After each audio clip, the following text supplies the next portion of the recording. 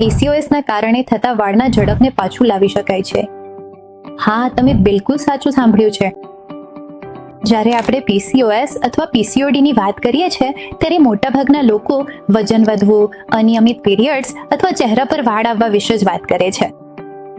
પણ એક એવો લક્ષણ છે જેના વિશે લોકો ખુલ્લેઆમ વાત કરતા નથી, અને એ છે તમારા વાળ પાતળા થવા અથવા વાળ ઝરવા. તમે દરરોજ સવારે ઉઠો છો અને ઘરમાં દરેક જગ્યાએ તમારા વાળ દેખાય છે. શાવર વખતે ડ્રેનમાં ફસાયેલા તમારા વાળ દેખાય છે, અને સૌથી વધુ દુઃખ ત્યારે થાય છે જ્યારે તમે અરીસામાં જુઓ છો અને તમારો પાર્ટીશન બહુ સફેદ દેખાય છે.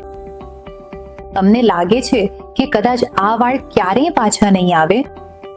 હું છું ડોક્ટર સમીક્ષા ત્યાગી, ટ્રીટમેન્ટ લોજિક ક્લિનિક, નોઈડાથી. આજે હું તમારી સાથે એ વિજ્ઞાન શેર કરીશ જે કોસ્મેટિક ઇન્ડસ્ટ્રી તમને નથી કહેતી. PCOS હેર લોસ કાયમી નથી. જો તેને યોગ્ય સમયે અને યોગ્ય મેડિકલ ટ્રીટમેન્ટ સાથે હલ કરવામાં આવે તો તમારા વાળ પાછા આવી શકે છે. આજે હું તમને એ 3 સ્ટેપ પ્રોટોકોલ વિશે કહીશ જે ટ્રીટમેન્ટ લોજી ક્લિનિકમાં અમે અમારા ક્લાયન્ટ્સ માટે ઉપયોગ કરીએ છીએ. એટલે આ વિડીયો આખો જરૂર જુઓ. હવે આગળ વધીએ કે તમારા વાળ PCOSમાં કેમ ઝરે છે, એ કેમ સ્લીપિંગ સ્ટેજમાં ચાલી જાય છે. સૌપ્રથમ ચાલો રૂટ કારણ સમજીએ. મેડિકલ ટર્મમાં PCOS હેર લોસ, અમે તેને ફિમેલ પેટર્ન હેર લોસ પણ કહીએ છીએ. PCOSમાં તમારા શરીરમાં જે હોર્મોન્સ છે એ ઘણા અપડાઉન થઈ જાય છે. આમાં એન્ડ્રોજેનિક હોર્મોન્સ જેમ કે ડાયહાઇડ્રોટેસ્ટોસ્ટેરોન, જેને આપણે સામાન્ય રીતે DHT પણ કહીએ છીએ, એ વધી જાય છે અને ઇન્સ્યુલિન રેઝિસ્ટન્સ થઈ જાય છે. તમારા જે ફિમેલ હોર્મોન્સ છે તેમનું પ્રમાણ બદલાઈ જાય છે. આના કારણે કલ્પના કરો કે તમારા વાળના ફોલિકલ્સ નાના નાના હોય છે, અને આ હોર્મોન્સના અસરથી તમારા વાળના રૂટ્સ પર ઘણો વધારે અસર થાય છે અને એ નાના થઈ જાય છે. તેમનું ઝડવું ઘણું વધી જાય છે. પહેલા તમારા વાળ જેવો જાડા હોય છે અથવા ઘણા હોય છે તે ધીમે ધીમે પાતળા થવા લાગે છે. પછી તેમની વૃદ્ધિ ચક્ર પણ નાની થવા લાગે છે, અને ધીમે ધીમે આ ફોલિકલ્સ એટલા નાના થઈ જાય છે કે તે બહાર આવવું કે વધવું બંધ થઈ જાય છે. જો આપણે મેડિકલ આંકડાની વાત કરીએ તો લગભગ 30 થી 40% મહિલાઓ જેમને PCOSની સમસ્યા છે તેઓ વાળ પાતળા થવાની સમસ્યાથી પીડાઈ રહી છે. તેમને આ થિનિંગનો સામનો કરવો પડે છે. મોટા ભાગે આ 18 થી 35 વર્ષની ઉંમરમાં દેખાવા લાગે છે. પણ આ મુદ્દો જરૂરથી ધ્યાનમાં લો. PCOSમાં વાળના ફોલિકલ હજુ જીવંત છે, એ ફક્ત સૂઈ ગયો છે. તેને આપણે સારવારથી ફરી સક્રિય કરી શકીએ છીએ. હવે આપણે વાત કરીશું કે PCOSમાં વાળ માટે કઈ સારવાર કરીએ છીએ. માર્કેટમાં મળતી ઘણી બધી મલ્ટીવિટામિન ગમીઝ હોય છે અથવા ઘણા મોંઘા તેલ હોય છે. ઘણા વખત PCOSમાં વાળ પડવાનું આ ઓઇલ્સ કે ગમીઝથી કંટ્રોલ થતું નથી, કારણ કે સમસ્યા અંદર છે. સારવારની લોજિકમાં અમે ટ્રિપલ એક્શન પ્રોટોકોલ ફોલો કરીએ છીએ, જેમાં પહેલું પગલું છે આંતરિક સુધારો, જે તમારું ફાઉન્ડેશન સ્ટેપ છે. આપણને શરીરમાં જે પણ હોર્મોનલ અસંતુલન થયું છે તેને મેનેજ કરવું પડે છે. આ માટે અમે કેટલીક દવાઓ સૂચવીએ છીએ, પણ એથી પણ વધુ જરૂરી છે તમારો ઇન્સ્યુલિન લેવલ કંટ્રોલ કરવો. જ્યાં સુધી તમારો બ્લડ શુગર સ્ટેબલ નહીં થાય ત્યાં સુધી વાળ પડવું બંધ નહીં થાય.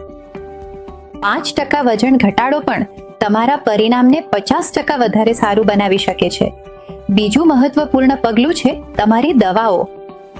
અમે ટ્રીટમેન્ટ લોજીમાં FDA મંજૂર તમામ ટોપિકલ લોશન્સ જેમ કે નોક્સ, ડેલ અથવા તેની સાથે ગ્રોથ ફેક્ટર સિમ્સ વગેરેનો ઉપયોગ કરીએ છીએ, અને આ બધું તમારા સ્કાલ્પમાં બ્લડ સપ્લાય વધારવામાં મદદ કરે છે, જેના કારણે તમારા સૂતા પડેલા વાળના ફોલિકલ્સને ફરીથી જીવંત બનાવે છે અને તેઓ વધવા લાગશે.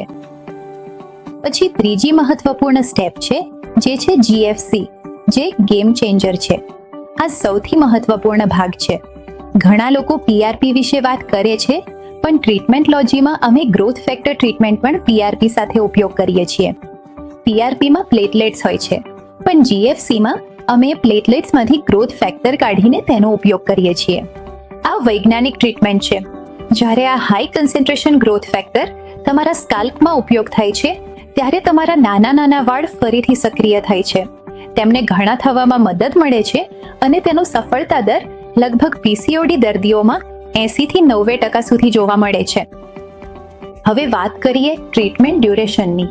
મારા દર્દીઓ મને ઘણીવાર પૂછે છે, મને પરિણામ ક્યારે દેખાશે? જુઓ, વાળ એક રાતમાં તો ઉગતા નથી. વિજ્ઞાનને સમય લાગે છે.